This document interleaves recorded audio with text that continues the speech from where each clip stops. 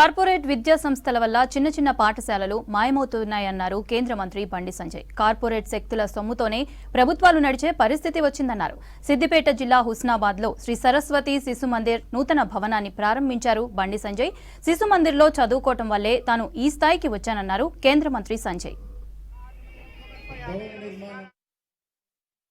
Corporate విద్యా సంస్థలు వచ్చినాయి. శిశు మందిర్తో పాటు చిన్న చిన్న విద్యా సంస్థలు కూడా మొత్తం తిరగబడిపోతున్నాయి.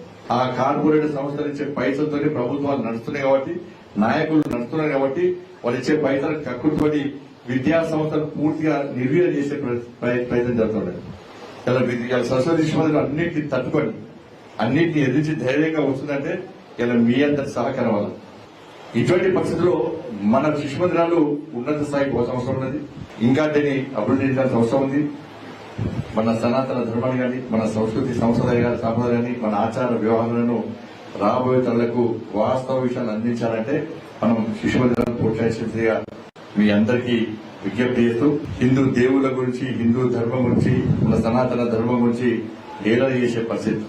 ఇటువంటి పరిస్థితులు నాకు ఒక పాట గుర్తొస్తుంది, గీత గుర్తొస్తాను.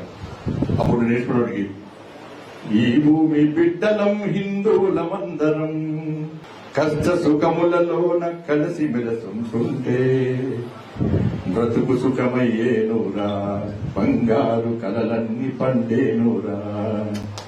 ఈ భూమి బిడ్డలం హిందువులమందరం కష్ట సుఖములలోన కలిసి మెలసుంటుంటే బ్రతుకు సుఖమయ్యేనురా, బంగారు కలలన్నీ పండేనురా.